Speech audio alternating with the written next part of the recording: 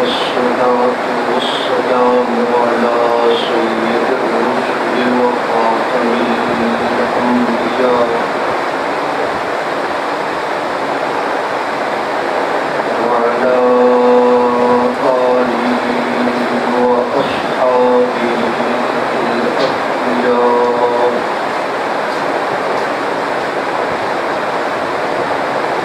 الذين هم خلاصة العرب العرفاء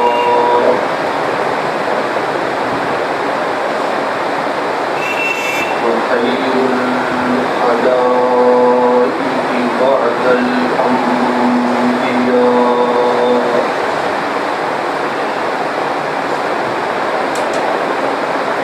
أما بعد فأعوذ بالله من الشيطان الرجيم بسم الله الرحمن الرحيم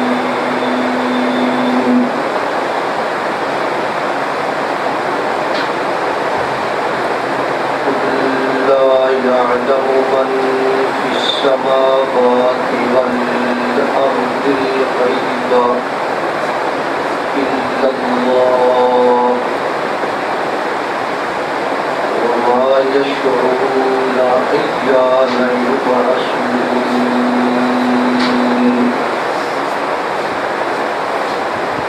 آمنت بالله صدق الله مولانا العظيم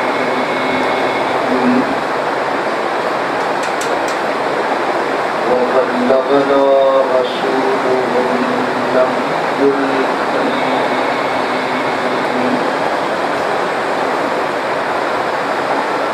ونحن على ذلك من الشاهدين والشاكرين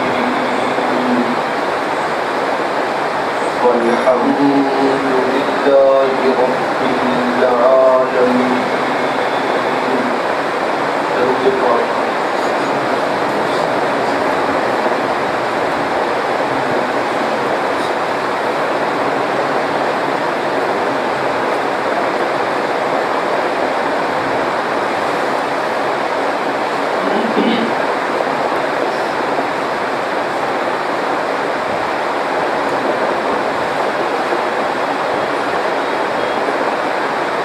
اللہ تبارک و تعالی کے فضل و احسان سے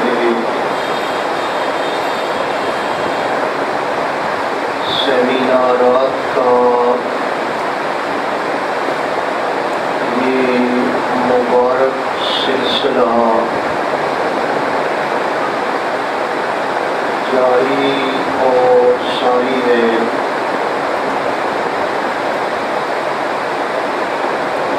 اس سے پہلے 9 سیمینارات منعقد ہو چکے ہیں اور آج یہ 10واں سیمینار ہے.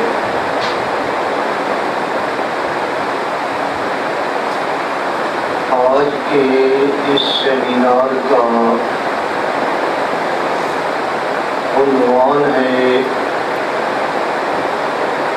مسئلہ علم الغیب.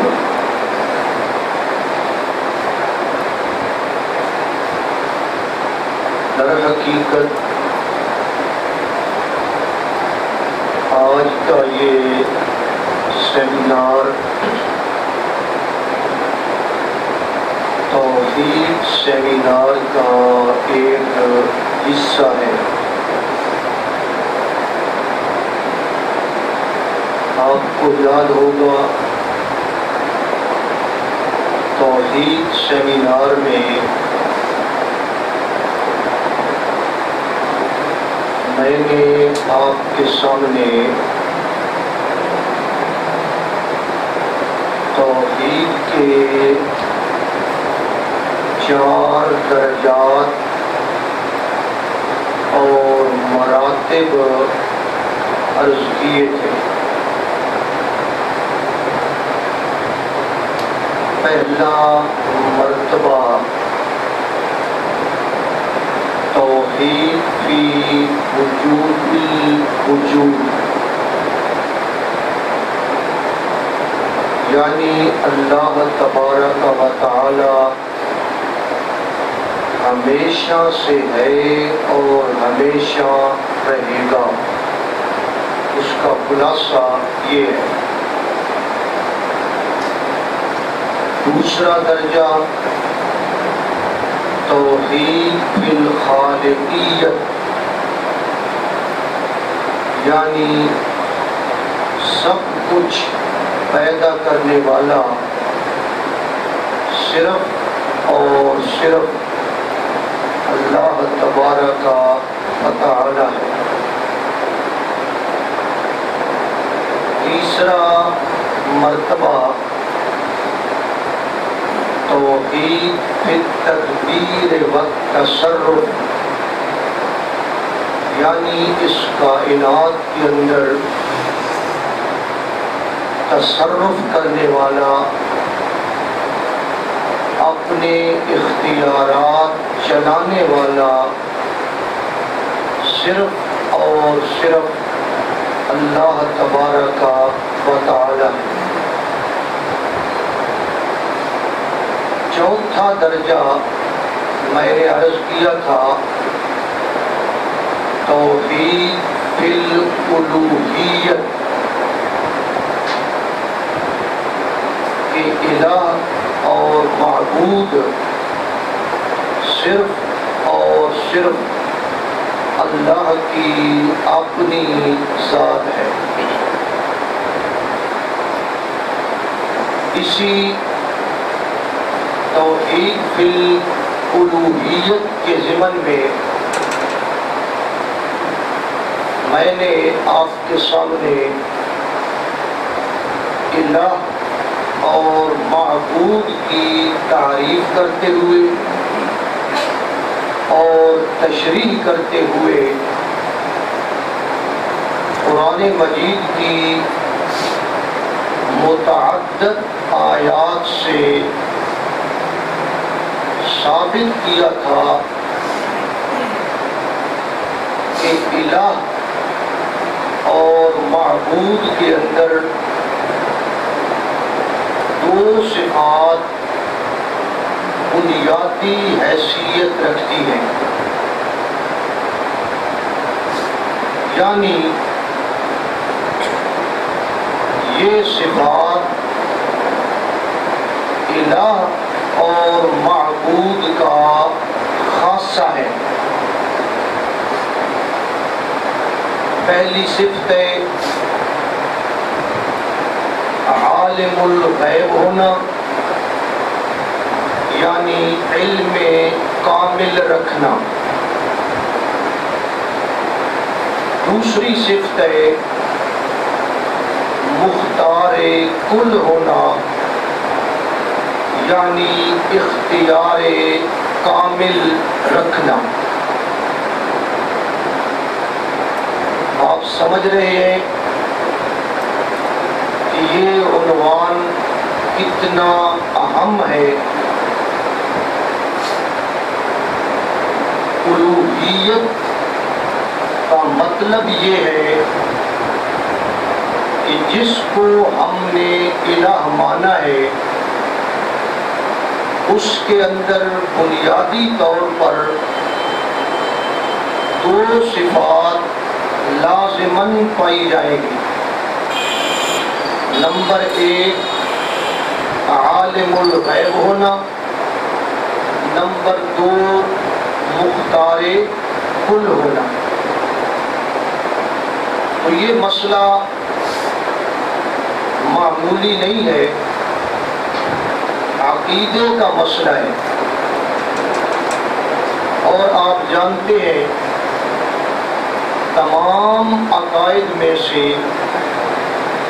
سب سے اہم عقیدہ،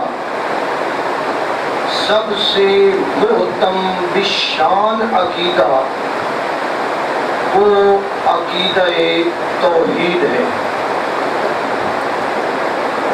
تمام عقائد کی، تمام ایمانیات کی روح اور جان عقیدہ توحید ہے۔ پیغمبر علیہ الصلوۃ والسلام ہر خطبے میں ارشاد فرمایا کرتے تھے فَإِنَّ التَّوْحِيدَ رَأْسُ الطَّاعَاتِ، کہ توحید تمام نیکیوں کی بنیاد ہے۔ تو آپ کو یہ بات سمجھ آ جانی چاہیے کہ اگر یہ دو صفات کسی اور کے اندر مان لی جائیں، کسی اور ہستی کو عالم الغیب مان لیا جائے، کسی اور ہستی کو مختار کل مان لیا جائے، تو گویا کہ ہم نے اس ہستی کو الوہیت کے اندر شریک کر لیا، اور جب الوہیت کے اندر شریک ہو گیا تو کلمے کا انکار ہو گیا، کیونکہ کلمے میں ہم نے یہ دعویٰ کیا ہے لا الہ الا اللہ، کہ اللہ کے سوا الہ اور معبود کوئی نہیں۔ جب اللہ کے سوا الہ کوئی نہیں، معبود کوئی نہیں، مطلب یہ ہے کہ ان دو صفتوں کا حامل ما سوائے اللہ کے اور کوئی نہیں۔ آج ان دو صفات میں سے پہلی صفت علم غیب، اس کے بارے میں قدر تفصیل سے عرض کیا جائے گا۔ سب سے پہلی بات یہ ہے کہ غیب کا لغوی معنی کیا ہے۔ یہ بات آپ بھی جانتے ہیں، غیب کا معنی ہے پوشیدہ چیز، غیب کا معنی ہے چھپی ہوئی چیز، مخفی چیز۔ یہ غیب ہماری نسبت سے کہا گیا ہے، نہ کہ اللہ کی نسبت سے۔ قرآن مجید میں جو اللہ تبارک و تعالی نے فرمایا ہے کہ میں عالم الغیب ہوں، اس کا یہ مطلب ہرگز نہیں ہے کہ کچھ چیزیں اللہ تعالیٰ سے غائب ہوتی ہیں اور کچھ چیزیں اللہ کے سامنے ہوتی ہیں، اور اللہ تعالیٰ دونوں چیزوں کو جانتا ہے۔ عالم الغیب والشہادہ، وہ چھپی ہوئی چیزوں کو بھی جانتا ہے اور ظاہر چیزوں کو بھی جانتا ہے۔ چھپی ہوئی چیزوں کا یہ مطلب نہیں ہے کہ اللہ کی ذات سے کوئی چیز چھپی ہوئی ہے۔ چھپی ہوئی چیز کا مطلب یہ ہے کہ وہ چیزیں ہم سے چھپی ہوئی ہیں۔ یاد رکھیے، اللہ کی ذات سے کوئی چیز چھپی ہوئی نہیں ہے، کوئی چیز پوشیدہ نہیں ہے، کوئی چیز مخفی نہیں ہے۔ ساری کی ساری چیزیں اللہ کے سامنے ظاہر ہی ظاہر ہے۔ پھر جب کہا جاتا ہے عالم الغیب، مطلب کیا ہے؟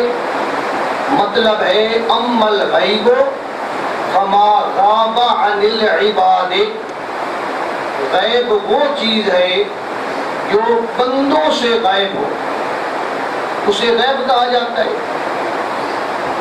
یعنی جو چیز ہمارے حواس اور اسباب و آلات کی گرفت سے باہر ہو، وہ ہمارے لیے غیب ہے۔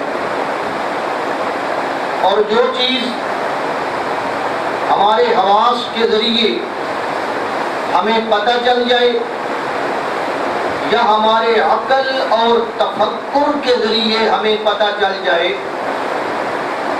یا اسباب و آلات کے ذریعے ہمیں پتہ چل جائے، اس چیز کا جان لینا علم غیب نہیں کہلاتا۔ جس چیز کو ہم نے آنکھوں سے دیکھا ہے، اس آنکھوں سے دیکھ لینے کو یہ نہیں کہا جاتا کہ مجھے علم غیب حاصل ہو گیا۔ کانوں سے سن لیا ہے، اسے علم غیب نہیں کہا جاتا۔ کیوں؟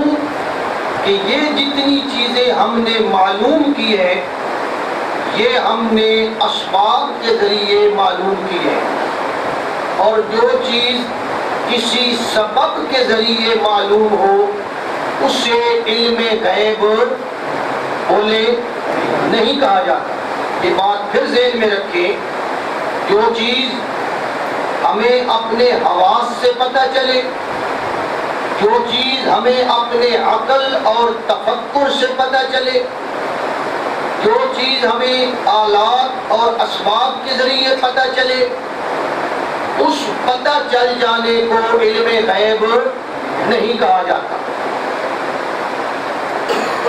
اور ہمارا جتنا علم ہے، ہماری جتنی معلومات ہیں، وہ ساری کی ساری ما تحت الاسباب ہے۔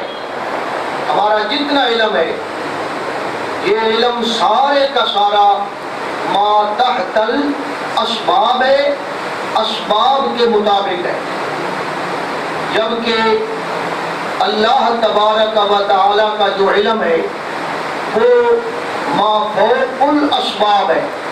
اللہ کا علم ما فوق الاسباب ہے، ہمارا سارا علم ما تحت الاسباب ہے، محدود ہے، وہ کلی علم ہے، وہ سب کچھ جانتا ہے۔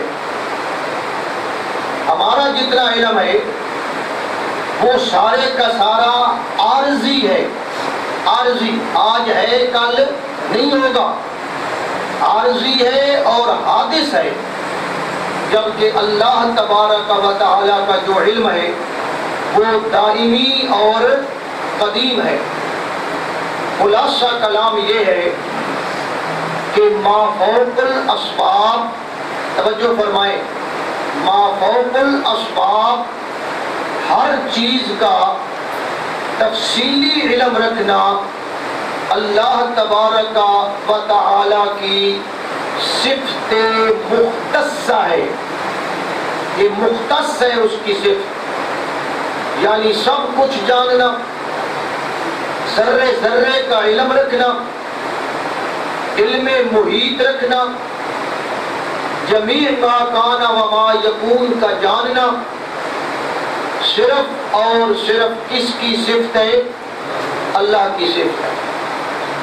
اور اس بات پہ قرآن مجید کی متعدد آیات بطور ثبوت کے پیش کی جا سکتی ہے۔ ایک آیت کریمہ میں نے آپ کے سامنے ابھی پڑھی ہے، پھر دوبارہ پڑھتے ہیں۔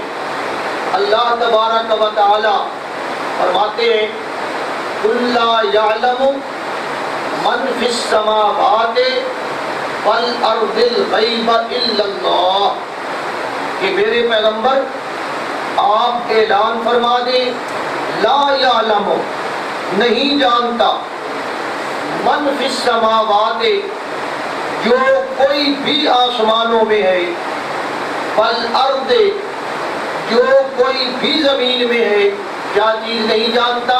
الغیبہ، وہ غیب نہیں جانتا۔ الا اللہ، کون جانتا ہے؟ اللہ۔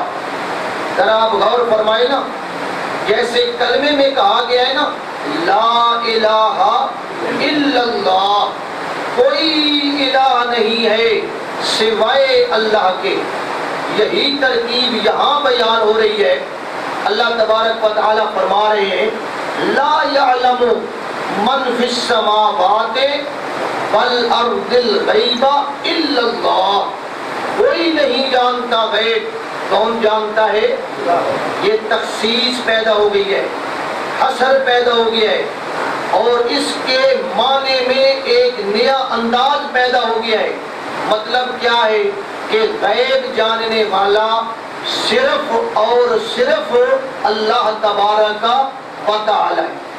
یہ جو میں نے کہا ہے نا صرف اور صرف، اس کا نام ہے اختصاص، اس کا نام ہے ایک چیز خاص ہو گئی، مختص ہو گئی اللہ کی ذات کے ساتھ۔ اسی طرح قرآن مجید کی ایک اور آیت ہے سورۃ انعام کی، اللہ تبارک و تعالی فرماتے ہیں وَعِندَهُ مَفَاتِحُ الْغَيْبِ لَا يَعْلَمُهَا إِلَّا هُوَ، اور اسی کے پاس ہیں غیب کے خزانے، اسی کے پاس ہیں غیب کی کنجیاں، مفاتح اس کی کنجیاں یا خزانے، یہ کس کے پاس ہے؟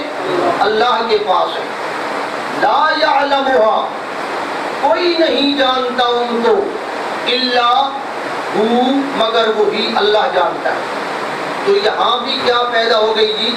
تخصیص پیدا ہو گئی، یہ چیز حصر پیدا ہو گئی، اور معنی یہ ہے کہ ماں سوائے اللہ کے اور کوئی نہیں جانتا۔ وَيَعْلَمُ مَا فِي الْبَرِّ وَالْبَحْرِ، اور وہ جانتا ہے جو کچھ خشکی میں ہے، جو کچھ تری میں ہے، سمندروں میں ہے۔ اب آپ تصور کریں خشکی میں کیا کچھ ہے، سمندر میں کیا کچھ ہے، ان ساری چیزوں کا تفصیلی علم رکھنے والا کون ہے جی؟ اللہ کی ذات ہے۔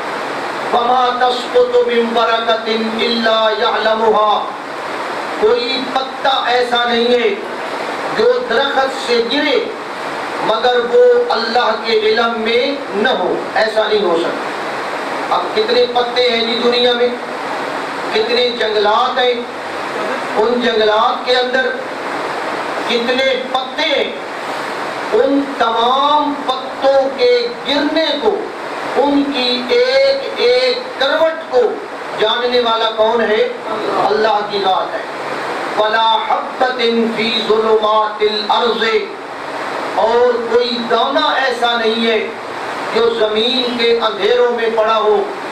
وَلَا رَطْبٍ وَلَا يَابِسٍ، کوئی تر چیز ایسی نہیں ہے، کوئی خشک چیز ایسی نہیں ہے، إِلَّا فِي كِتَابٍ مُبِينٍ، مگر اس کا علم لوح محفوظ میں اللہ کے پاس ہے۔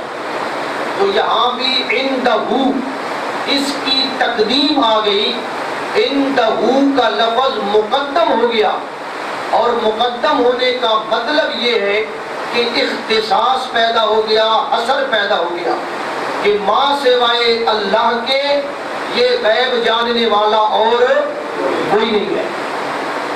اسی طرح قرآن مجید کی ایک آیت ہے، اللہ تبارک و تعالی فرماتے ہیں ان اللہ عندہ علم الساعہ، کہ اللہ تبارک و تعالی اس کی ذات ایسی ہے کہ اسی کے پاس ہے قیامت کا علم۔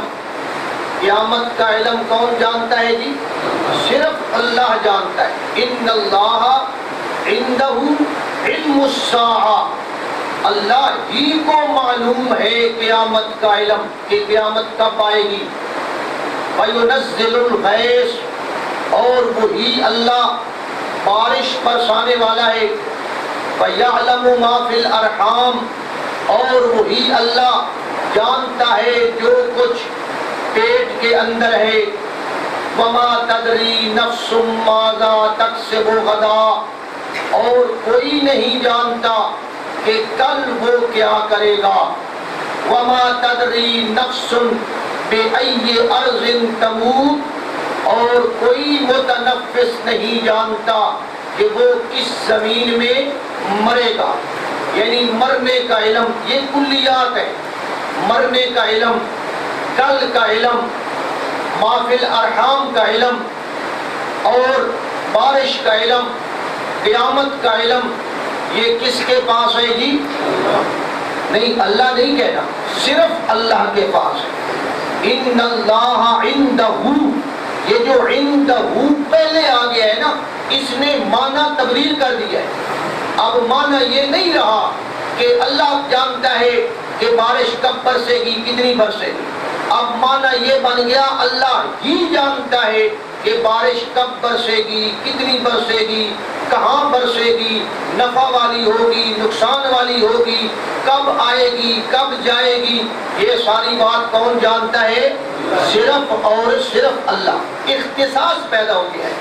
میں وہ آیات پڑھ رہا ہوں جن کے اندر حصر پایا جاتا ہے اور اختصاص پایا جاتا ہے۔ اسی طرح سورۃ ہود کی ایک آیت ہے، اللہ تبارک و تعالیٰ فرماتے ہیں وَلِلَّهِ غَيْبُ السَّمَاوَاتِ وَالْأَرْضِ، اور اللہ ہی کے پاس ہے غیب آسمانوں کا اور زمین کا۔ آسمان کا غیب بھی کس کے پاس ہے جی؟ اللہ کے پاس ہے۔ اور زمین کا غیب بھی کس کے پاس ہے؟ یہ جو ابتدا میں آ گیا ہے نا للہ، یہ پہلے آ گیا ہے، آنا اس کو بعد میں چاہیے تھا، یہ پہلے آ گیا۔ جیسے ہے نا سورۃ فاتحہ میں الحمد للہ، پہلے الحمد آیا، بعد میں کیا آیا؟ للہ۔ یہاں یہ بات نہیں ہے، یہاں ہے کہ سب کچھ جاننا، ما فوق الاسباب، ذرے ذرے کا علم رکھنا، یہ صرف اور صرف کس کی صفت ہے؟ یہ اللہ کی صفت مختصہ ہے، یہ اللہ کا خاصہ ہے۔ خاصہ وہ چیز ہوتی ہے ما یوجد فیہ ولا یوجد فی غیرہ، جو اس کے اندر پائی جائے اور کسی کے اندر نہ پائی جائے، اسے کہتے ہیں خاصہ۔ تو یہ علم غیب کس کا خاصہ ہے جی؟ اللہ کا۔ نہ کوئی ذاتی طور پر جانتا ہے اور نہ ہی کوئی عطائی طور پر علم غیب رکھتا ہے۔ بعض لوگ یہ شور مچاتے ہیں کہ دیکھو جی اللہ تعالیٰ عالم الغیب ہے، وہ ذاتی طور پر علم غیب رکھتا ہے، اور پیر، پیغمبر، اولیاء اللہ، انبیاء کرام یہ عطائی طور پر علم غیب رکھتے ہیں۔ بہت بڑا مغالطہ دیا جاتا ہے۔ میری آج کی گزارشات کا مقصد یہ ہے کہ عطائی طور پر بھی کوئی شخصیت ایسی نہیں ہے جو علم غیب رکھتی ہو۔ علم غیب کس کا خاصہ ہے جی؟ اللہ کا خاصہ۔ اللہ نے یہ صفت کسی کو بھی عطا نہیں کی، اگر وہ عطا کر دے تو پھر وہ اللہ کا خاصہ نہ رہے۔ اس لیے یہ بات ذہن میں رکھیں، یہ سب کچھ جاننے والی صفت، پھر توجہ سے سنیں، سب کچھ جاننے والی صفت اللہ نے کسی کو بھی عطا نہیں کی، حتیٰ کہ اپنے مقرب فرشتوں کو اللہ نے یہ صفت عطا نہیں کی۔ اب میں اس بات پہ بات کر رہا ہوں کہ اللہ نے یہ صفت دی ہی نہیں۔ تو لوگ کہتے ہیں اللہ نے دے دی ہے، میں کہتا ہوں اللہ نے دی ہی نہیں، کیونکہ یہ اللہ کا خاصہ ہے۔ اللہ نے کسی کو نہیں دی، مقرب فرشتوں کو، حتیٰ کہ انبیاء کرام کو، حتیٰ کہ میں عرض کرنے لگا ہوں اللہ تبارک و تعالی نے یہ صفت سب کچھ جاننے والی، یہ اللہ نے اپنے خاص فرشتوں کو بھی اور اپنے مقرب نبیوں کو بھی اللہ نے عطا نہیں فرمائی۔ حتیٰ کہ اگلی بات جو میں عرض کرنے لگا ہوں بڑی وزنی بات ہے، اللہ تبارک و تعالی نے یہ سب کچھ جاننے والی صفت امام الانبیاء والمرسلین، سید الاولین والآخرین، شفیع المذنبین، خاتم النبیین حضرت محمد الرسول اللہ صلی اللہ علیہ وسلم، جن کی شان یہ ہے بعد از خدا بزرگ توئی قصہ مختصر، اللہ کے بعد سب سے زیادہ جن کا مقام ہے، اللہ نے یہ صفت ان کو بھی عطا نہیں فرمائی۔ اگر اللہ تبارک و تعالی یہ صفت کسی کو عطا فرماتا تو یقیناً اپنے سب سے مقرب اور محبوب پیغمبر حضرت محمد الرسول اللہ صلی اللہ علیہ وسلم کو عطا فرماتا، لیکن یہ ایک ناقابل تردید حقیقت ہے کہ اس نے پیغمبر علیہ السلام کو بھی ذرے ذرے کا تفصیلی علم عطا نہیں فرمایا، بلکہ اللہ تبارک و تعالی نے آپ سے نفی کا اعلان کروایا ہے۔ قُلْ لَا أَقُولُ لَكُمْ عِنْدِي خَزَائِنُ اللَّهِ کہ میرے پیغمبر آپ اعلان فرما دیں، لا اقول لکم عندی خزائن اللہ، کہ میں تمہارے سامنے یہ نہیں کہتا کہ میرے پاس اللہ کے خزانے ہیں، ولا اعلم الغیب، اور نہ ہی میں غیب جانتا ہوں۔ یہ اللہ نے کس سے اعلان کروایا جی؟ آخری پیغمبر حضرت محمد الرسول اللہ صلی اللہ علیہ وسلم سے۔ باقی یہ بات آپ یاد رکھیں، بڑی سمجھنے والی بات ہے، ہمارا ایمان ہے اور آپ کا بھی یہ ایمان ہونا چاہیے کہ اللہ تبارک و تعالی نے اپنے محبوب پیغمبر حضرت محمد مصطفیٰ صلی اللہ علیہ وسلم کو بے شمار علوم عطا فرمائے ہیں۔ فرمائے ہیں یا نہیں فرمائے جی؟ سب نبیوں سے، سب رسولوں سے، سب فرشتوں سے زیادہ علم اللہ نے اپنے آخری پیغمبر حضرت محمد الرسول اللہ صلی اللہ علیہ وسلم کو عطا فرمایا ہے۔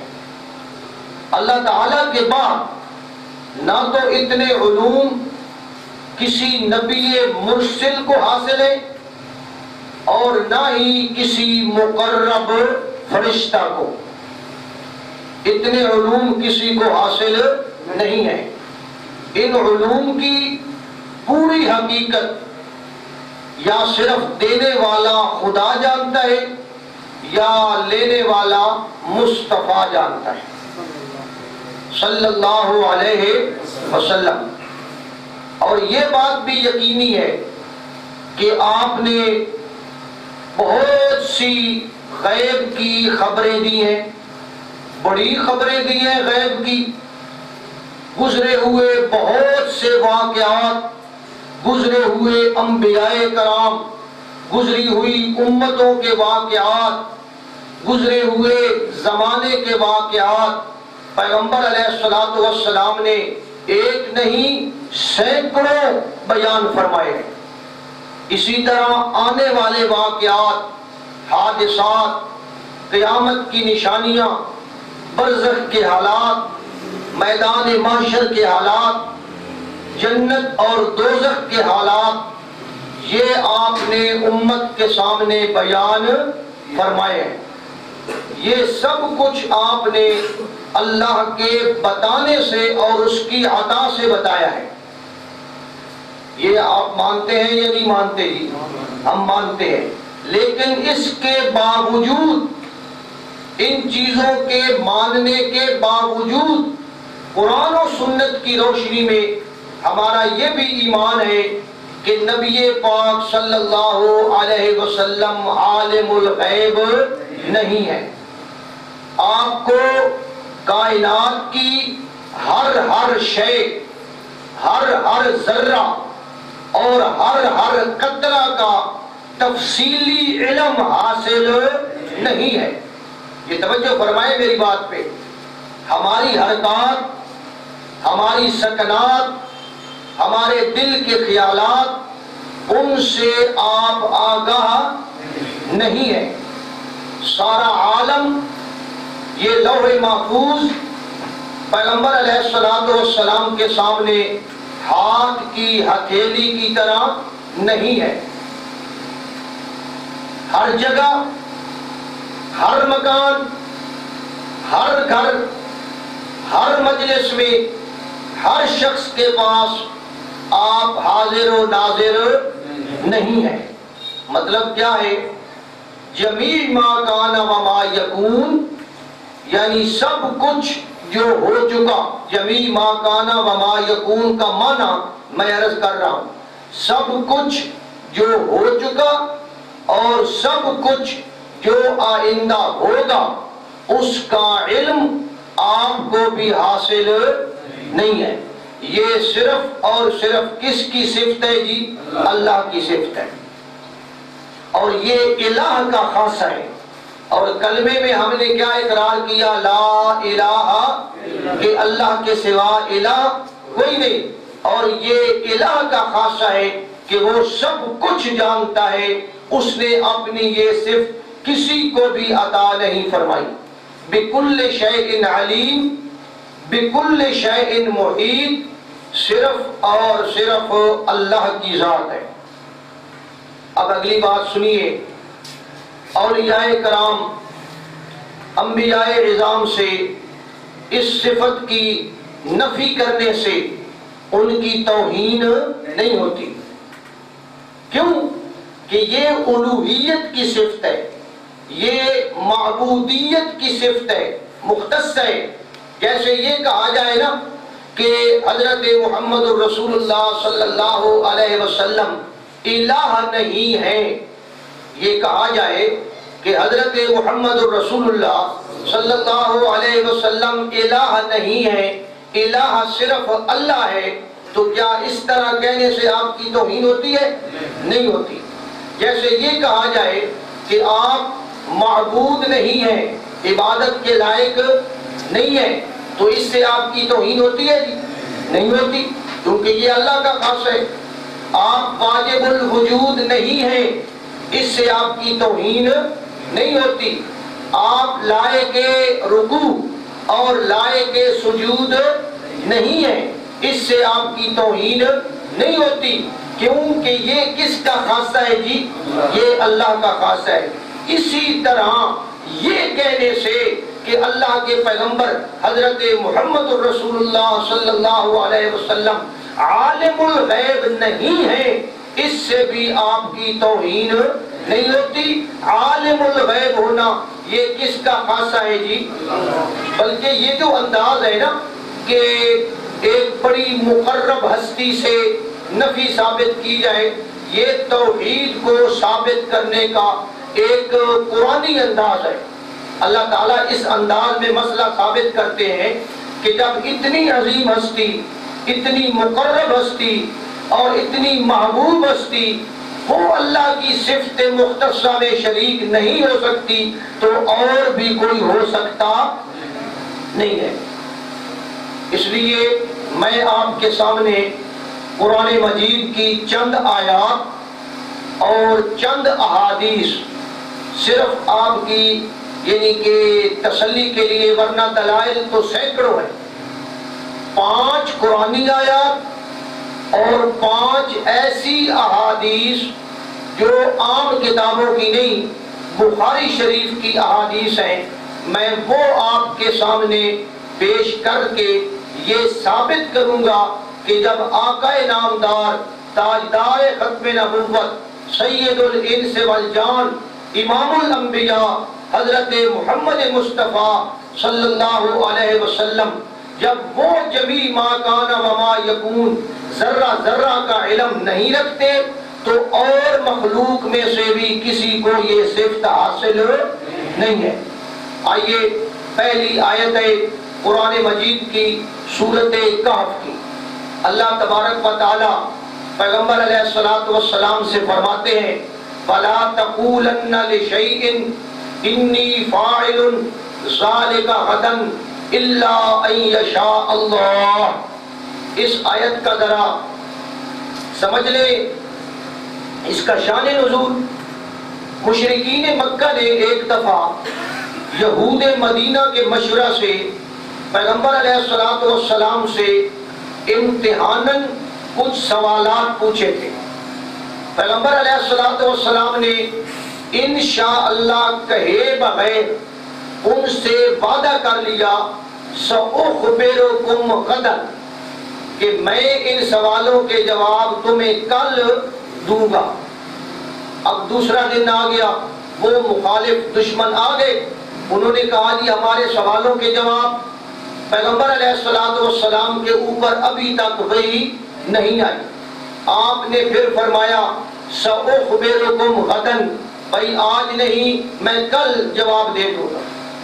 تیسرے دن پھر وہ آ گئے, حتیٰ کہ انہوں نے استہزاء کیا, مذاق اڑایا, پیغمبر علیہ الصلوۃ والسلام کے بارے میں پروپیگنڈا کیا, یہاں تک پروپیگنڈا کیا کہ ان محمدًا ودعہ ربہ وقلا, کہ محمد صلی اللہ علیہ وسلم کے ساتھ ان کا رب ناراض ہو گیا ہے, اس نے ان کو چھوڑ دیا ہے, اب بس وہ ناراض ہو گیا ہے, یہ ہو گیا وہ ہو گیا. پیغمبر علیہ الصلوۃ والسلام توجہ فرمائیں 15 دن تک, ایک دن کی بات نہیں, 2 دن کی بات نہیں, 3 دن کی بات نہیں, اور وہ مخالف ہیں, وہ دشمن ہیں, وہ پروپیگنڈا کرتے ہیں. پورے مکے کے اندر یہ خبر پھیلی ہوئی ہے کہ سوال انہوں نے کیے ہیں اور وہ جواب نہیں دے رہے. 15 دن تک پیغمبر علیہ الصلوۃ والسلام نے ان کو جواب نہ دیے اور وحی کا نزول نہ ہوا. اصل بات یہ تھی کہ اللہ تعالیٰ جواب دیتا تو نبی پاک صلی اللہ علیہ وسلم بیان فرماتے. بعد میں اللہ تبارک و تعالیٰ نے وحی نازل فرمائی, پیغمبر علیہ الصلوۃ والسلام کو تسلی بھی دی اللہ نے, اور قرآن مجید کی آیات اتار کر ان سوالوں کے جواب بھی اللہ نے بیان فرمائے. اور جب حضرت جبریل علیہ السلام نبی پاک صلی اللہ علیہ وسلم کی خدمت میں یہ سوالوں کے جواب لے کر آئے تو آپ نے سب سے پہلے حضرت جبریل سے سوال کیا ما فعل بک یا جبریل, اے جبریل تجھے کیا ہو گیا؟ پہلے تو روزانہ صبح و شام آیا کرتا تھا, اب اتنا عرصہ تو میرے پاس نہیں آیا اور میں انتظار کرتا رہا. حضرت جبریل علیہ السلام نے جواب دیا کہ حضرت میرا نیچے آنا اوپر جانا یہ اپنی مرضی سے نہیں, جب تک مجھے اللہ نہ بھیجے میں آپ کے پاس کیسے آ سکتا تھا. وما نتنزل الا بامر ربک, ہم اللہ کے حکم سے نازل ہوتے ہیں. بہرحال اس وقت اللہ تبارک و تعالی نے آپ کو یہ تنبیہ بھی فرمائی فلا تقولن لشیء انی فاعل, میرے پیغمبر کسی معاملے میں بھی آپ یہ نہ کہیں کہ میں یہ کام کل کر دوں گا, مگر آپ کو چاہیے کہ آپ ساتھ انشاءاللہ بھی کہیں. دراصل آپ انشاءاللہ کہنا بھول گئے تھے اور اس لیے میں نے وحی کو روک لیا. لہذا میرے پیغمبر آئندہ آپ کوئی کام بھی کل کے کرنے کا کہیں تو ساتھ انشاءاللہ ضرور کہیں. توجہ فرمائیں, اب بات سمجھیں. اگر پیغمبر علیہ الصلوۃ والسلام غیب جانتے ہوتے, سب کچھ جانتے ہوتے, جمیع ما, میری طرف توجہ فرمائیں جی, جمیع ما کانا وما یکونو کا علم رکھتے ہوتے, اگر آپ کو سارا علم ہوتا تو کیا پہلے دن ہی جواب نہیں دے سکتے تھے؟ جواب دے دینا چاہیے تھا. یہ کوئی ضروری تو نہیں تھا کہ ذاتی علم ہو یا عطائی ہو. علم ذاتی ہو یا عطائی ہو, دونوں انداز میں سوال کا جواب دیا جا سکتا ہے یا نہیں دیا جا سکتا. نبی پاک صلی اللہ علیہ وسلم نے جواب نہ دیا, اور وجہ کیا تھی کہ آپ انشاءاللہ کہنا بھول گئے تھے. اگر آپ سب کچھ جانتے ہوتے سوالوں کے جواب بھی دے دیتے اور انشاءاللہ کہنا نہ بھولتے, اور اتنی تکلیف اور اذیت نہ اٹھاتے۔ یہ بات آپ کو سمجھ آ گئی؟ ثابت ہوا کہ سب کچھ جاننا یہ نبی پاک صلی اللہ علیہ وسلم کی صفت بھی نہیں ہے۔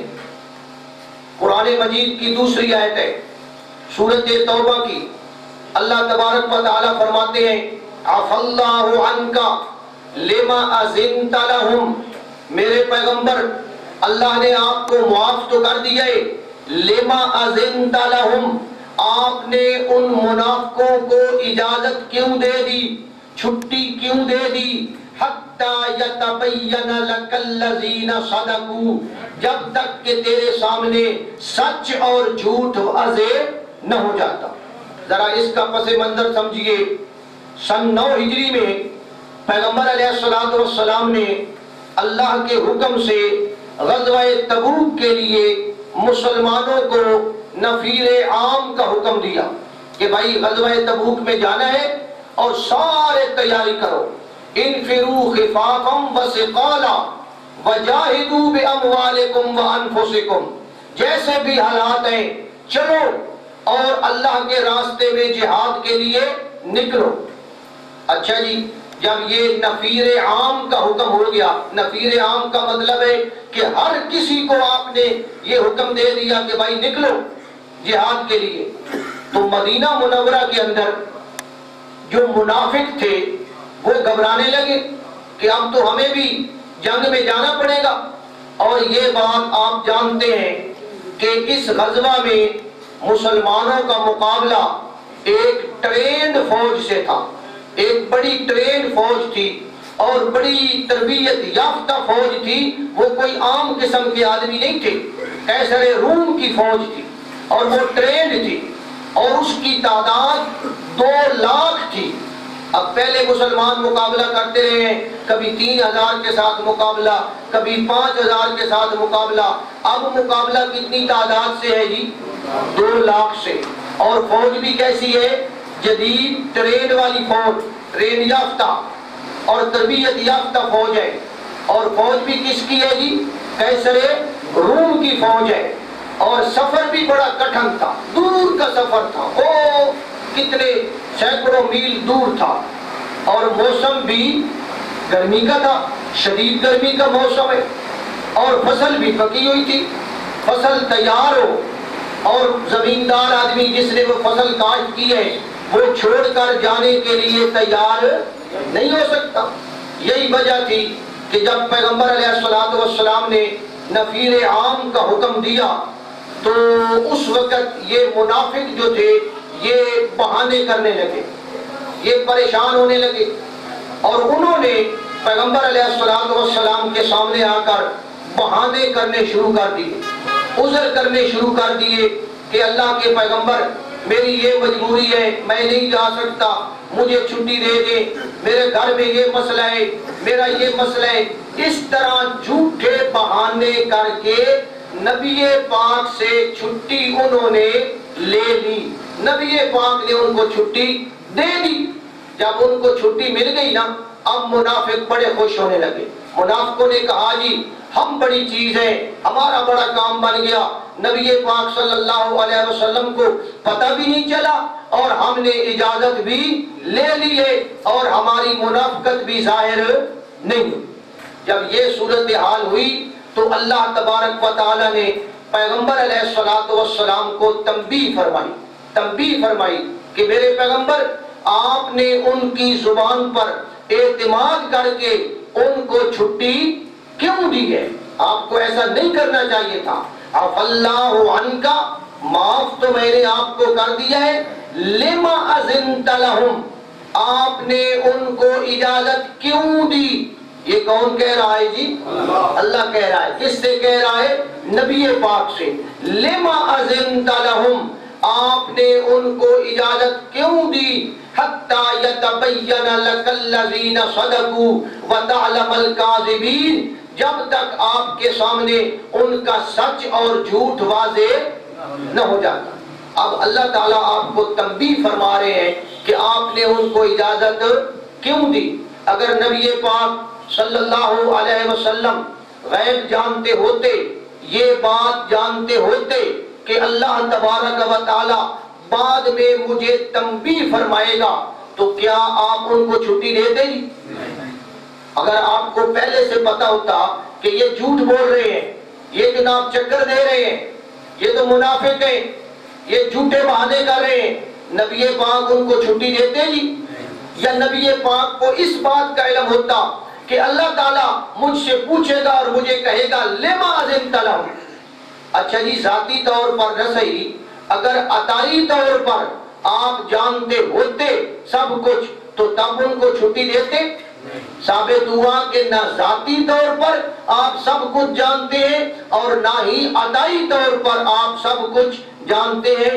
سب کچھ جاننا کس کی صفت ہے جی؟ اللہ کی صفت ہے۔ آیت نمبر 3، یہ سورۃ تحریم کی آیت ہے۔ اللہ تبارک و تعالی فرماتے ہیں یا ایھا النبی لم تحرم ما احل اللہ لک، اے میرے پیغمبر صلی اللہ علیہ وسلم، آپ نے اس چیز کو اپنے اوپر حرام کیوں کر دیا جو اللہ نے آپ کے لیے حلال کی تھی؟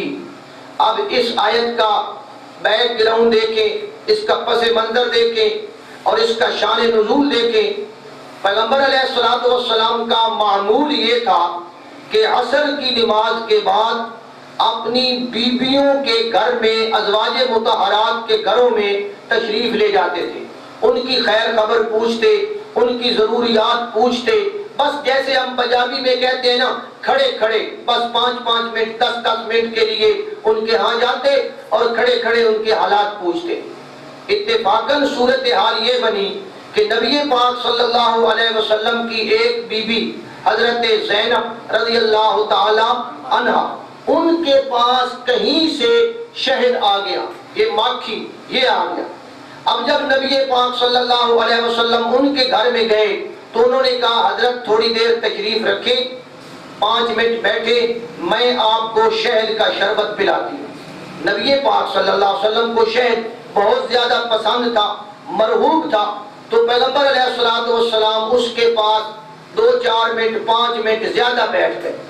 جب دوسری ازواج کے پاس پہنچے نا، وہ تو انتظار میں تھی کہ آپ ادھر داخل ہوئے، ابھی وہاں آئیں یہاں آئیں گے، تو جب زیادہ دیر لگی تو وہ ازواج سوچنے لگی کہ مسئلہ کیا ہے، نبی پاک کل بھی وہاں زیادہ بیٹھے ہیں، آج بھی وہاں زیادہ بیٹھے ہیں، روزانہ وہاں زیادہ ٹائم لگاتے ہیں، ہمارے پاس کھڑے کھڑے ہمارے حالات پوچھتے آگے چلے جاتے ہیں۔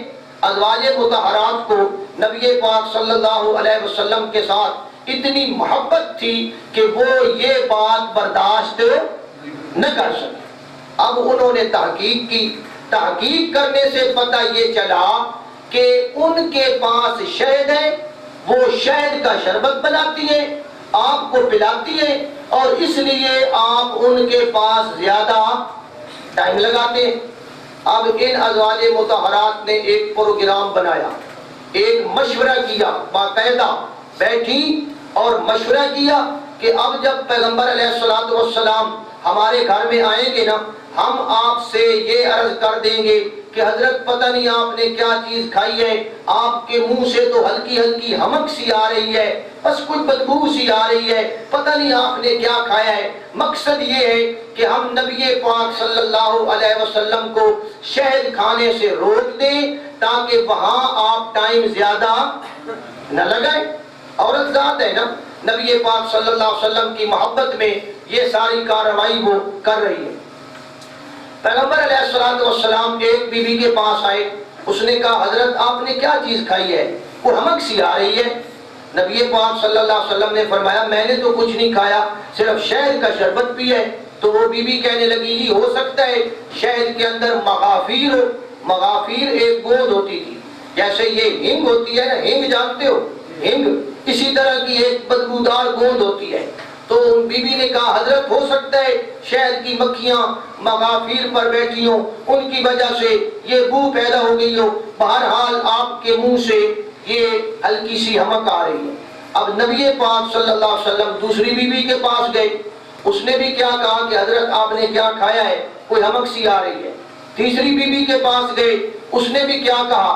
اب پیغمبر علیہ السلام نے یہ فرما دیا کہ بھائی میں نے تو شہد استعمال کیا تھا، لہذا اب میں قسم اٹھاتا ہوں کہ آئندہ میں شہد استعمال نہیں کروں۔ آپ نے قسم اٹھا دی باقاعدہ۔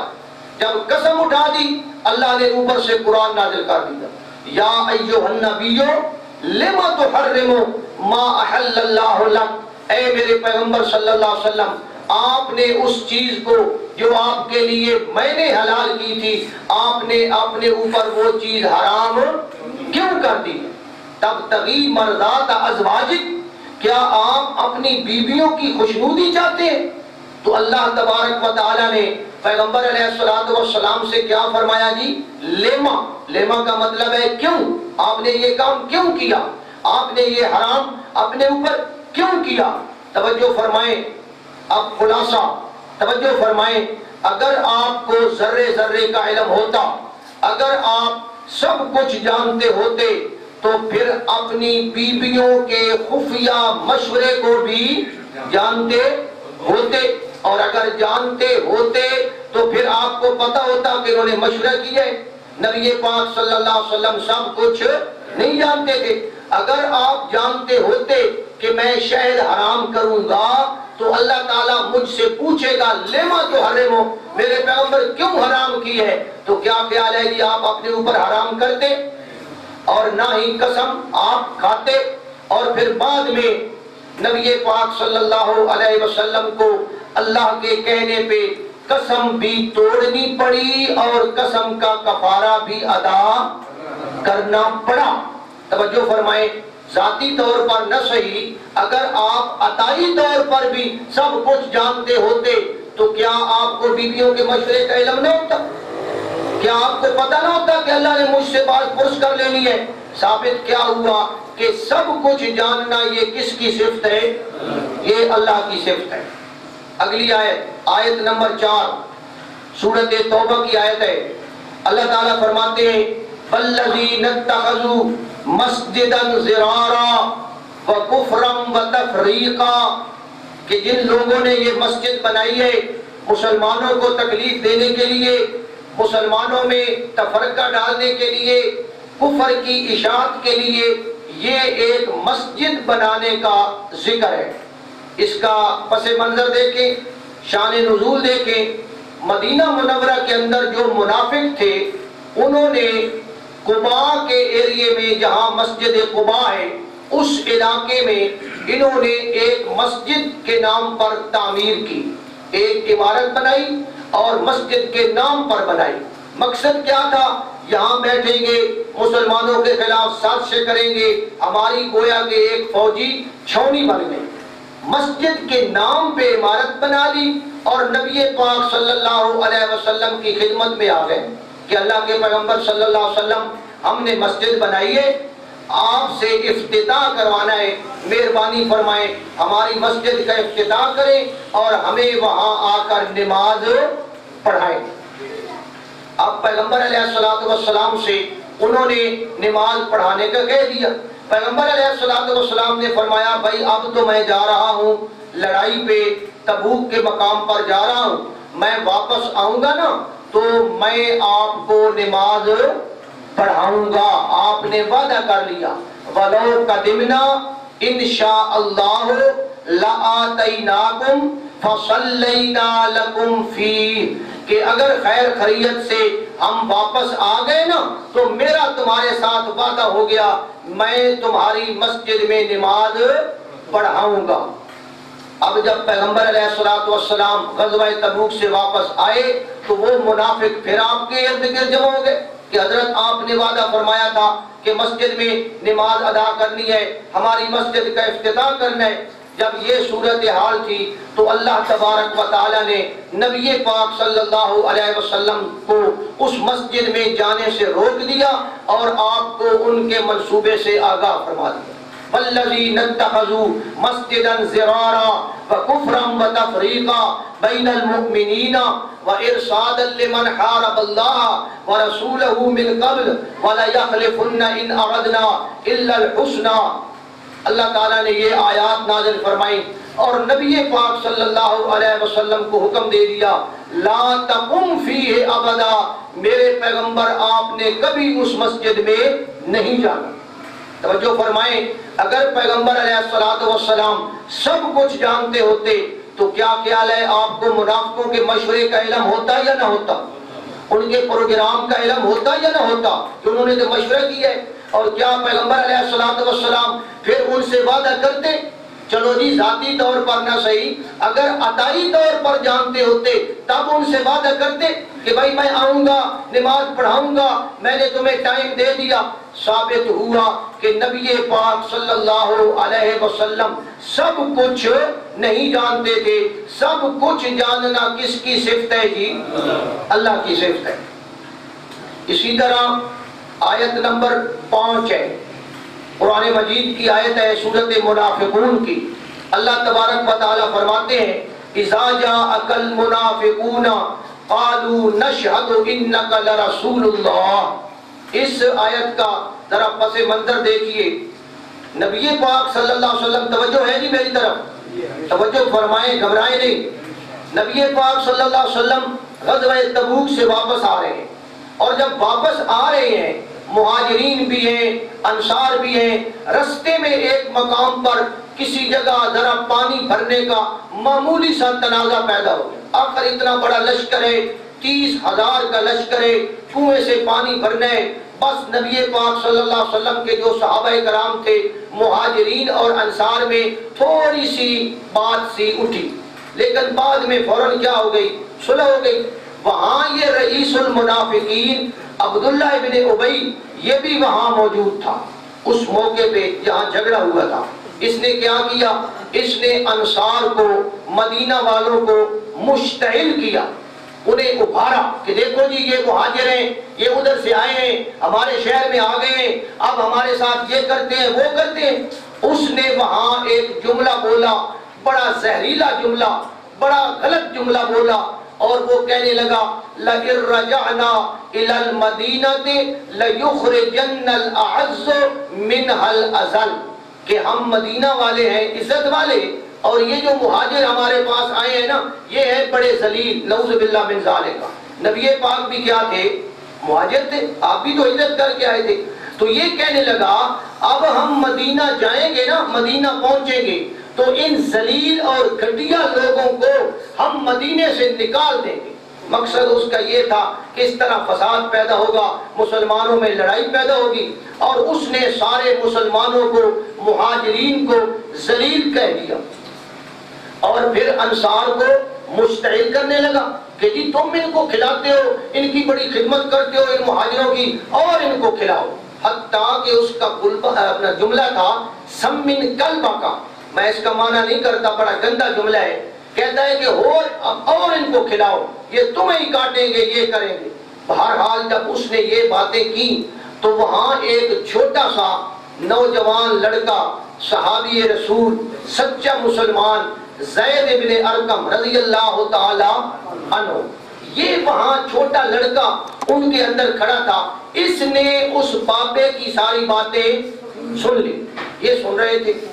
انہوں نے کہا کہ یار یہ بابا عبداللہ ابن ابی داڑھی رکھی ہوئی ہے، بڑا شریف آدمی معلوم ہوتا ہے، اس نے تو بڑی غلط بات کہی ہے نبی پاک کے بارے میں، صحابہ کے بارے میں۔ اس بچے نے آ کر اپنے چچا کو وہ بات بتائی کہ چچا جی وہ جو فلاں ہے نا بابا، اس نے آج یہ کہا تھا۔ چچا نے وہ بات پیغمبر علیہ السلام کو بتائی کہ یا رسول اللہ صلی اللہ علیہ وسلم، بھائی مجھے بولنا پڑتا ہے، اس بچے کو آپ بٹھا دیں یا باہر نکال دیں۔ ہاں جی، لَيُخْرِجَنَّ الْأَعَزُّ مِنْهَا الْأَذَلَّ، اس نے یہ بات کہی ہے۔ چچا نے نبی پاک صلی اللہ علیہ وسلم کو بتائی کہ یا رسول اللہ یہ عبداللہ ابن ابی نے تو یہ بات کہی ہے۔ پیغمبر علیہ السلام نے عبداللہ ابن ابی کو بلا لیا اور اس بچے کو بھی بلا لیا، حضرت زید بن ارقم کو رضی اللہ تعالی عنہ۔ توجہ ہے جی؟ ہاں جی، ان دونوں کو بلا لیا۔ اب پیغمبر علیہ السلام نے روبرو کر کے ان سے پوچھا بھائی کیا بات ہے، آپ نے یہ کہا ہے؟ تو وہ عبداللہ ابن ابی قسمیں اٹھانے لگا کہ یا رسول اللہ میں اتنا بڑا بزرگ آدمی ہوں، میری سفید داڑھی ہے، میں اتنا معزز آدمی ہوں، بھلا میں یہ بات کر سکتا ہوں؟ آپ بچے کی زبان پہ اعتماد کر رہے ہیں۔ منافق تھا چالاک اور بچہ بیچارہ تھا سادہ۔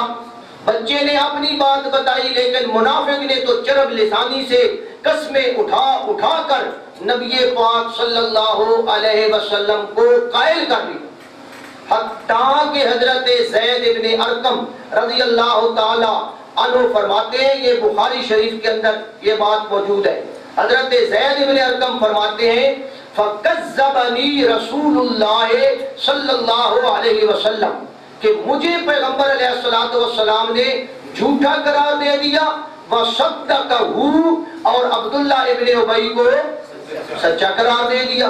فرماتے ہیں اس کو آپ نے سچا کہہ دیا۔ فَأَصَابَنِي هَمٌّ لَمْ يُصِبْنِي مِثْلُهُ، مجھے تو بڑا غم ہوا، بڑا دکھ ہوا، میں چھوٹا بچہ تھا، لوگ کیا کہیں گے اتنا بڑا جھوٹ بولا، میں تو شرمندگی کی وجہ سے گھر سے باہر قدم بھی نہیں رکھ سکتا تھا۔ آخر جب یہ صورتحال ہوئی تو چند دنوں کے بعد اللہ تبارک و تعالی نے نبی پاک صلی اللہ علیہ وسلم کے اوپر وہی فرمائی اور وہی فرما کر آپ کو حقیقت حال سے آگاہ کر دیا، اور اللہ تبارک و تعالی نے یہ سورت منافقون اتاری، اذا جاءک المنافقون قالوا نشهد انک لرسول اللہ واللہ یعلم انک لرسول واللہ یشہد ان المنافقین لکاذبون۔ آگے اللہ تعالیٰ فرماتے ہیں ان منافقوں نے یہ کہا ہے، یقولون لئن رجعنا الى المدینہ لیخرجن الاعز منها الاذل، انہوں نے یہ جملہ کہا ہے۔ اب جناب نبی پاک صلی اللہ علیہ وسلم نے اس بچے کو بلایا، اسے پیار بھی کیا اور اس کو تسلی بھی دی۔ میرا بیان کرنے کا مقصد یہ ہے کہ اگر آپ سب کچھ جانتے ہوتے، اللہ تعالیٰ نے آپ کو ذرے ذرے کا علم اگر دے رکھا تھا، آپ جمیع ما کان و ما یکون کا علم اگر رکھتے تھے تو کیا خیال ہے جی آپ عبداللہ ابن ابی کو سچا تسلیم کرتے؟ حضرت زید ابن ارقم کو جھوٹا تسلیم کرتے؟ آپ نے اس کو سچا جان لیا، اس بچے کو جھوٹا جان لیا۔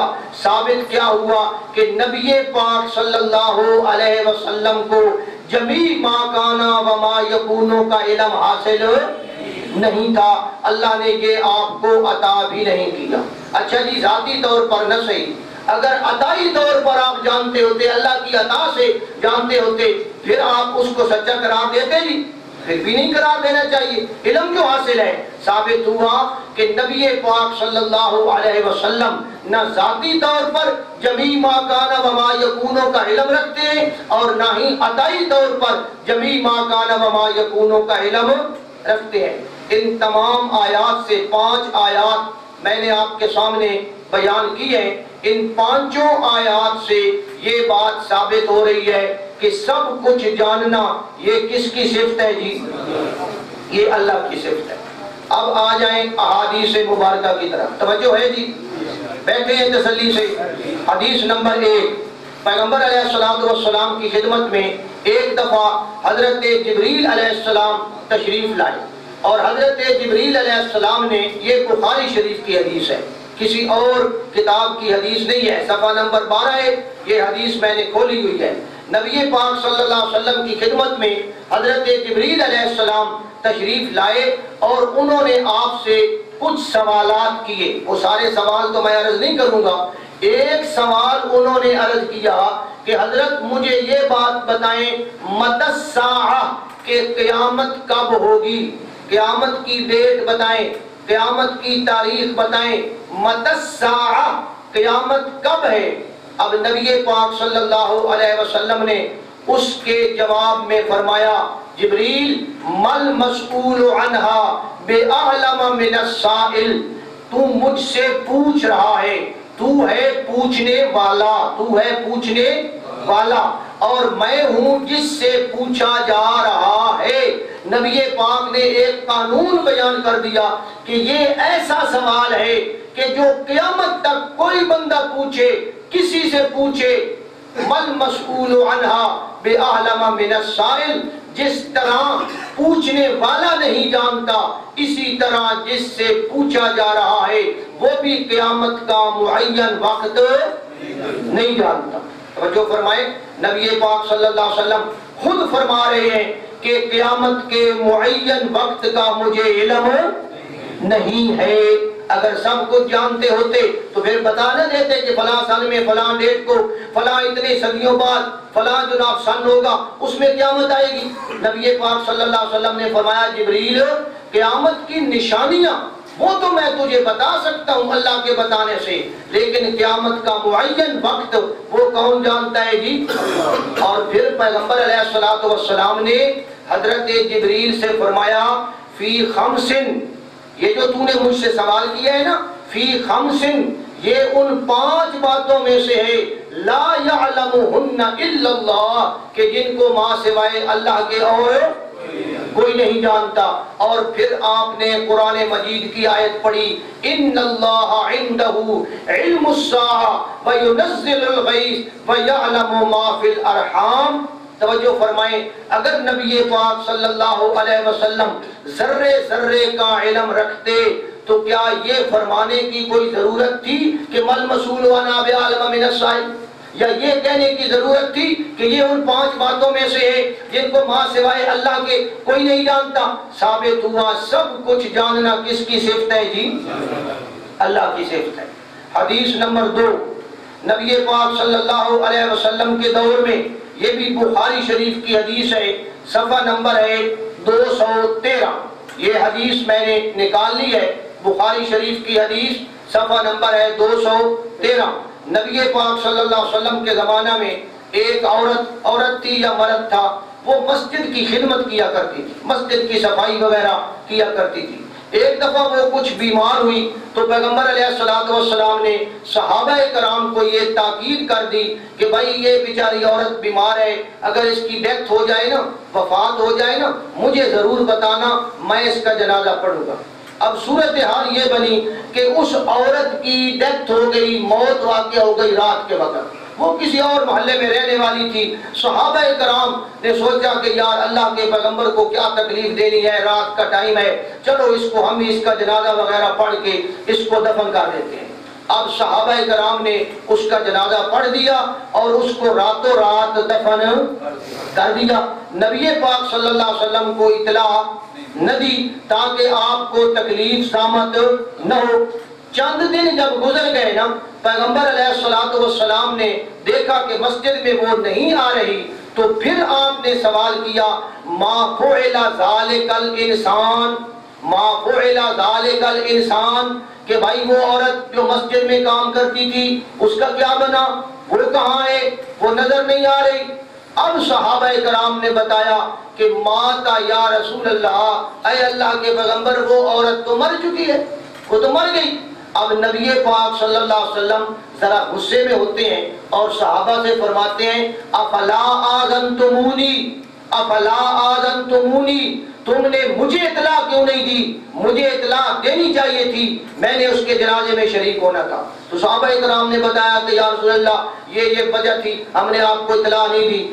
اب نبی پاک صلی اللہ علیہ وسلم نے فرمایا اچھا دلونی علی قبرہی، اب آؤ میرے ساتھ اور مجھے اس کی قبر دکھاؤ، میں اس کی قبر پہ جا کر کھڑا ہو کر اس کے لیے دعا کرنا چاہتا ہوں، اب آؤ مجھے قبر دکھاؤ۔ صحابہ کرام گئے اور انہوں نے آپ کو اس کی قبر دکھائی، فصلی علیہ، تو نبی پاک صلی اللہ علیہ وسلم نے اس کے لیے دعائے مغفرت فرمائی۔ توجہ فرمائیں، اگر پیغمبر علیہ السلام سب کچھ جانتے ہوتے تو کیا صحابہ کرام کو یہ کہتے جی کہ جب یہ مر جائے تو مجھے بتانا؟ نہ سب کچھ ایک بندہ جانتا ہے، وہ کہہ سکتا ہے کہ جب اس کی ڈیتھ ہو جائے مجھے خبر دینا، اور پھر صحابہ کرام سے فرما رہے ہیں افلا ذنتمونی، مجھے کیوں نہیں بتایا تم نے؟ اس کا مطلب ہے کہ نبی پاک صلی اللہ علیہ وسلم کو سب کچھ کا علم نہیں تھا۔ اور پھر صحابہ کرام سے فرما رہے ہیں دلونی علی قبری، مجھے اس کی قبر۔ بعض لوگ یہ کہتے ہیں، توجہ فرمائیں، وہ کہتے ہیں کہ جب بندہ مر جاتا ہے نا اس کی قبر میں نبی پاک صلی اللہ علیہ وسلم خود تشریف لے آتے ہیں، یہ بھی ایک عقیدہ ہے۔ تو یہاں اس عقیدے کو بھی ذہن میں رکھیں کہ اگر نبی پاک اس کی قبر میں بھی پھر گئے ہوں گے نا، پھر ان کے عقیدے کے مطابق اس کی قبر میں پھر گئے ہوں گے، پھر تو آپ کو پتہ ہونا چاہیے کہ وہ مر چکی ہے، میں اس کی قبر میں سے بھی ہو کر آ گیا ہوں، لیکن پھر بھی آپ فرما رہے ہیں کہ وہ کہاں گئی، مجھے اس کی قبر دکھاؤ۔ ثابت ہوا کہ نبی پاک صلی اللہ علیہ وسلم قبروں میں آتے نہیں ہیں، اور نبی پاک صلی اللہ علیہ وسلم کو اس عورت کے بارے میں پتہ نہ چل سکا۔ اگر آپ عطائی طور پہ بھی جانتے ہوتے تو پھر بھی آپ کو کوئی پوچھنے کی ضرورت تھی جی؟ زور سے بولو، کوئی ضرورت نہیں تھی۔ حدیث نمبر 3 بخاری شریف صفحہ نمبر 693، یہ ہے جی صفحہ نمبر 693۔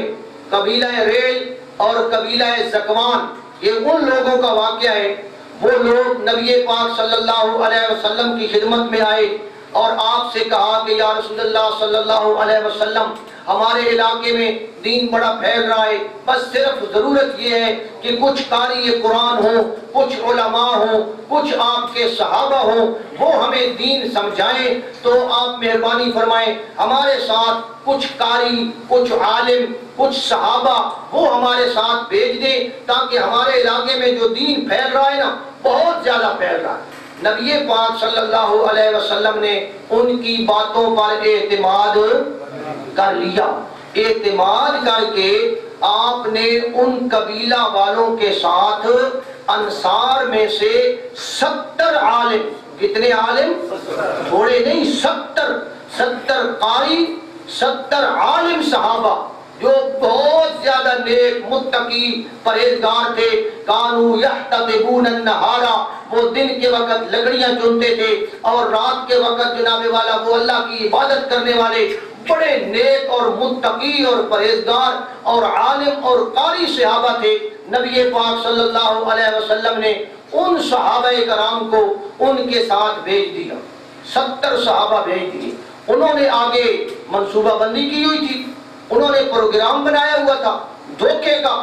اب انہوں نے کیا کیا، نبی پاک صلی اللہ علیہ وسلم کے صحابہ کرام کو دھوکے کے ساتھ لے گئے، اور انہوں نے وہاں رستے میں بیر معونہ ایک مقام ہے، وہاں انہوں نے نبی پاک صلی اللہ علیہ وسلم کے ان صحابہ کرام کو بے دردی کے ساتھ شہید کر دیا، سب کو شہید کر دیا۔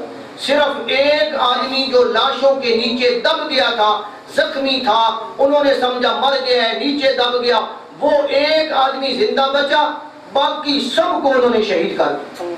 اتنا بڑا قدر کیا، اتنا بڑا دھوکہ کیا۔ پیغمبر علیہ السلام کو جب یہ بات پتہ چلی تو پیغمبر علیہ السلام کو بہت دکھ ہوا، بہت پریشانی ہوئی۔ پیغمبر علیہ السلام ان کے لیے 1 مہینے تک بد دعا بھی مانگتے رہے کہ یا اللہ انہیں تباہ و برباد فرما، یا اللہ انہیں تباہ و برباد فرما۔ نبی پاک صلی اللہ علیہ وسلم ان کے لیے بد دعا مانگتے رہے۔ توجہ فرمائیں، اگر نبی پاک صلی اللہ علیہ وسلم کو پتہ ہوتا، یہ علم ہوتا، ذاتی طور پر نہ صحیح عطائی طور پر ہوتا، تو کیا آپ ان دھوکہ بازوں کے ساتھ اپنے 70 صحابہ کرام کو بھیجتے؟ کبھی نہ بھیجتے۔ کیا آپ تیار ہیں ایسی بات کے لیے؟ ثابت ہوا کہ سب کچھ جاننا یہ کس کی صفت ہے جی؟ یہ اللہ کی صفت ہے، یہ اللہ نے اپنے پیغمبر کو بھی عطا نہیں فرمائی۔ میں پھر عرض کروں، پیغمبر کو علم دیا، بڑا علم دیا، غیب کی بڑی خبریں بتائیں، ایک نہیں ہزاروں خبریں اللہ نے اپنے پیغمبر کو بتائیں، اور پیغمبر صلی اللہ علیہ وسلم نے اپنی امت کو بتائیں۔ یہ موضوع نہیں ہے ہمارا، ہمارا موضوع یہ ہے کہ سب کچھ جاننا یہ کس کی صفت ہے جی؟ سب کچھ کا علم اللہ نے کسی کو بھی عطا نہیں۔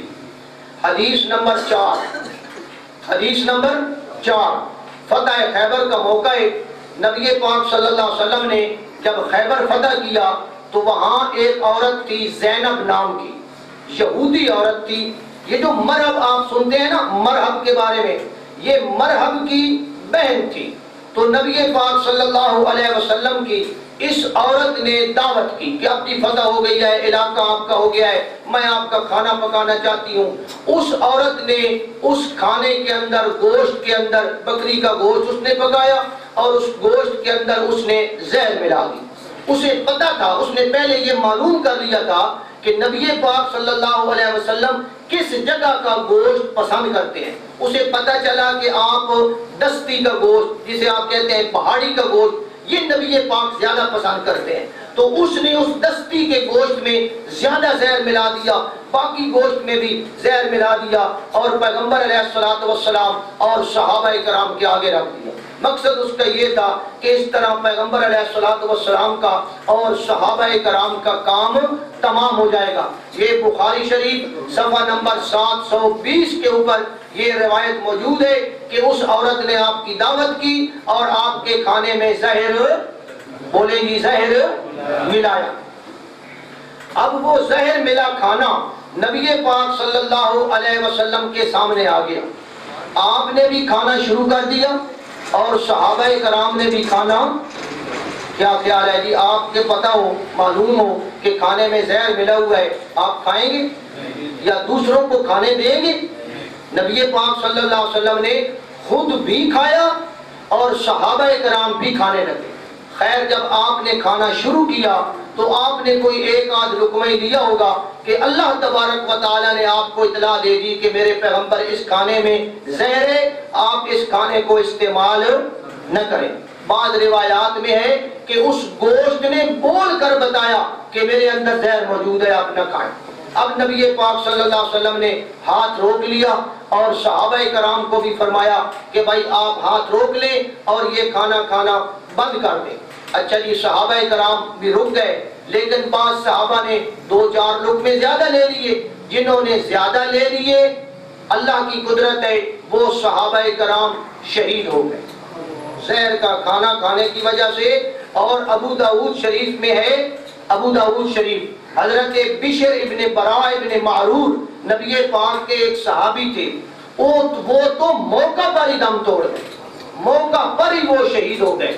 اور اس کے علاوہ فَتُوفِّيَ أَصْحَابُهُ الَّذِينَ أَكَلُوا مِنَ الشَّاةِ، بعد میں بھی کچھ صحابہ کرام نے شہادت پائی جنہوں نے وہ گوشت کھایا تھا۔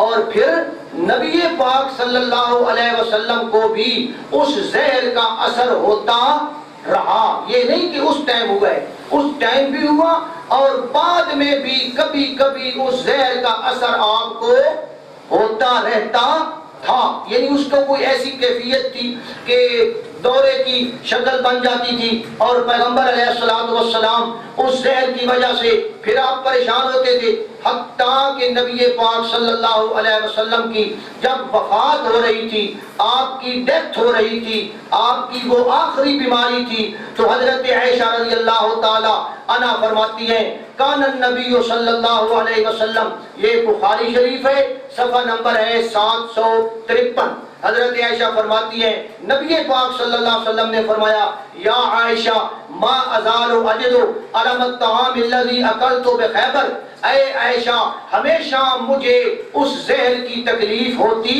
رہی ہے، مجھے زہر کی تکلیف ہوتی رہی ہے، اور اب وفات کے وقت بھی مجھے اس زہر کی تکلیف ہو رہی ہے۔ فہذا اوانو وجدت انقطاع ابہری من ذالک السم، آپ نے فرمایا اب تو میری یہ حالت ہے کہ اس زہر کی وجہ سے مجھے یوں لگ رہا ہے جیسے میری رگے جان کٹ رہی ہے۔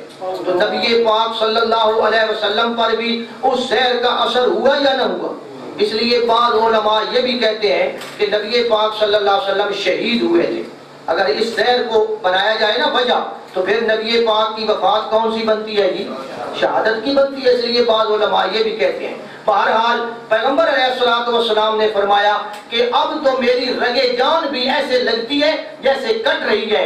میرا آپ سے یہ سوال ہے کہ اگر آپ ذرہ ذرہ کا تفصیلی علم رکھتے ہوتے تو کیا آپ زہر ملا گوشت کھاتے؟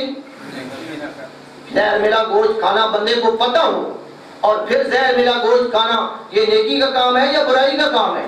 یہ تو خودکشی کے مترادف ہے۔ نبی پاک صلی اللہ علیہ وسلم کو اگر پتہ ہوتا کہ اس گوشت میں زہر ہے کیا آپ اپنے صحابہ کو کھانے دیتے؟ اگر آپ کو پتہ تھا تو پھر مجھے بتائیں ان صحابہ کی موت کا ذمہ دار کون ہے؟ پھر وہ صحابہ کرام جو شہید ہو گئے، حضرت بشر ابن برا اور صحابہ کرام جو شہید ہو گئے، ان کا ذمہ دار کون ہے؟ ثابت ہوا کہ سب کچھ جاننا یہ کس کی صفت ہے جی؟ یہ اللہ کی صفت ہے۔ اللہ نے یہ اپنے پیغمبروں کو بھی عطا۔ پانچویں حدیث، آخری اور پانچویں حدیث، نبی پاک صلی اللہ علیہ وسلم کی حدیث ہے کہ ایک دفعہ آپ ایک غزوہ سے واپس آ رہے تھے۔ غزوہ تھا غزوہ بنی مستلق، اور اس غزوہ میں حضرت عائشہ رضی اللہ تعالی عنہ بھی آپ کے ساتھ تھی۔ صورتحال یہ بنی کہ رات کے وقت آپ نے ایک جگہ پہ پڑاؤ کیا اور صبح سویرے قافلے نے چلنا تھا۔ حضرت عائشہ رضی اللہ تعالی عنہ قضائے حاجت کے لیے قافلے سے دور چلی گئی۔ صبح کا ٹائم ہے، اندھیرا ہے تھوڑا تھوڑا۔ حضرت عائشہ دور چلی گئی قافلے سے، آخر عورت ذات تھی، دور تو جانا تھا، دور چلی گئی۔ جب قضائے حاجت کر کے واپس آ رہی تھی، گلے میں ہاتھ لگایا تو ان کا ہار غائب تھا، ہار گر چکا تھا۔ اب حضرت عائشہ رضی اللہ تعالیٰ عنہ پریشان ہو گئی کہ میرا تو ہار گر گیا ہے۔ یہ واپس انہی قدموں پہ ہار تلاش کرنے کے لیے چلی گئی، پھر ادھر جا رہی ہیں، پھر ادھر جا رہی ہیں۔ حضرت عائشہ ہار تلاش کرتی رہی اور ادھر پیغمبر علیہ الصلوۃ والسلام نے صحابہ کرام کو کوچ کا حکم دے دیا، چلو بھائی تیاری کرو، ہم آگے چلتے ہیں۔ اب جناب حضرت عائشہ وہاں ہیں، نبی پاک صلی اللہ علیہ وسلم کو پتا کوئی نہیں۔ صحابہ کرام نے کیا کیا، وہ جو کچاوا تھا نا، وہ جو ڈولی نما پردے والا کچاوا تھا، حضرت عائشہ اس کے اندر بیٹھا کرتی تھی۔ آپ بڑی کمزور سی عورت تھی، وزن آپ کا بہت کم تھا، تو ان صحابہ کرام نے جن کی ڈیوٹی تھی، انہوں نے وہ کجاوا اٹھایا اور اونٹ کے اوپر رکھ دی۔ انہوں نے سمجھا کہ شاید حضرت عائشہ اس کے اندر موجود ہیں، انہوں نے رکھ دیا اور قافلہ چل پڑا۔ چلتے چلاتے قافلہ بہت آگے نکل گیا۔ نہ پیغمبر علیہ الصلوۃ والسلام کو پتہ ہے اور نہ صحابہ کرام کو پتہ ہے کہ حضرت عائشہ پیچھے رہ گئی ہیں۔ حضرت عائشہ رضی اللہ تعالیٰ عنہ بعد میں اس جگہ پہنچی اور وہاں بیٹھی رہی، وہاں لیٹ گئی۔ پیچھے ایک صحابی ہوتے تھے حضرت صفوان ابن معطل رضی اللہ تعالیٰ، ان کی ڈیوٹی تھی کہ وہ تم نے پیچھے چلنا ہے۔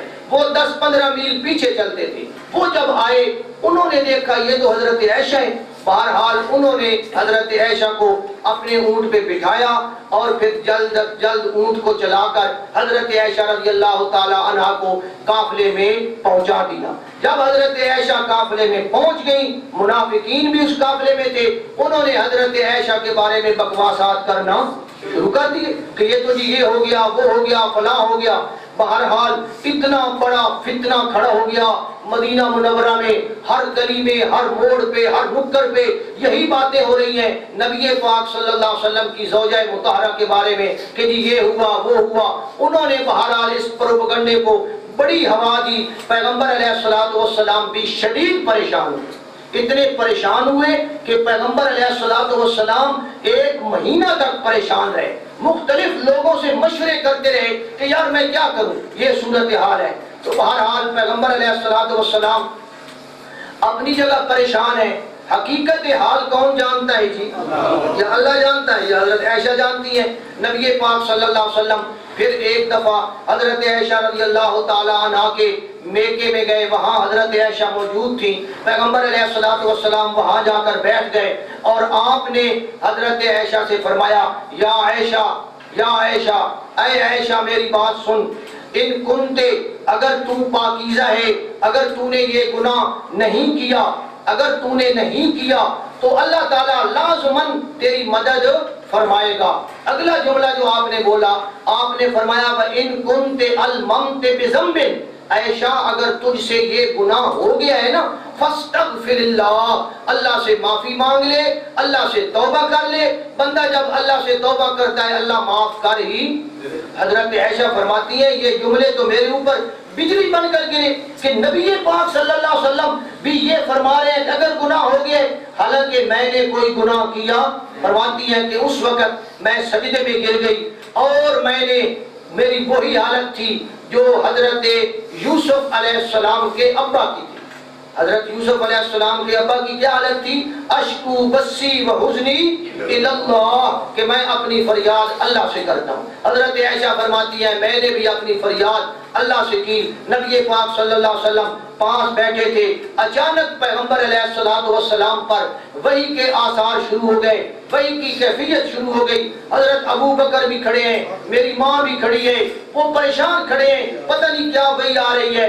تھوڑی دیر کے بعد آپ نے سر اٹھایا تو آپ نے فرمایا عائشہ تجھے مبارک ہو، فَإِنَّ اللَّهَ قَدْ أَنزَلَ براعت ہے کہ اللہ نے تیری براعت آسمان سے اتار دی. اس وقت حضرت عائشہ رضی اللہ تعالی عنہا کی براعت اللہ تعالیٰ نے آسمان سے اتاری. حضرت عائشہ فرماتی ہیں اس وقت تو میں نے یہی سمجھا کہ نبی پاک کے دماغ میں اللہ نے یہ بات ڈال دی ہوگی کہ عائشہ اس معاملے میں بے گناہ ہے. فرماتی ہیں یہ تو مجھے بعد میں پتا چلا کہ سورۃ نور کی 18 آیتیں اللہ نے میرے حق میں نازل فرمائی، اور وہ آیتیں پڑھی جاتی رہیں گی جب تک قرآن موجود رہے گا. قرآن کب تک موجود رہے گا جی؟ ہمیشہ ہمیشہ، قیامت تک نہیں، ہمیشہ ہمیشہ ہمیشہ، جب تک اللہ موجود ہے. اللہ کب تک موجود ہے؟ ہمیشہ، واجب الوجود. یہ قرآن اللہ کی صفت ہے، جب تک اللہ موجود رہے گا یہ قرآن موجود رہے گا. اور ہمیشہ حضرت عائشہ رضی اللہ تعالی عنہ کی پاک دامنی اور برات کا یہ ذکر قرآن مجید میں موجود رہے گا. توجہ فرمائیں، اگر پیغمبر علیہ السلام سب کچھ جانتے ہوتے کیا اپنی بیوی کو وہاں جنگل میں اکیلا چھوڑ کر آتے؟ آپ یہ نہ فرماتے کہ بھائی عائشہ تو پیچھے رہ گئی ہے، ذرا رکو ان کو بٹھانا ہے. صحابہ کرام اگر سب کچھ جانتے ہوتے تو وہ خالی کچاوا اوپر رکھتے، یہ سمجھتے ہوئے کہ یہ جو نابے والا حضرت عائشہ اس کے اندر ہے.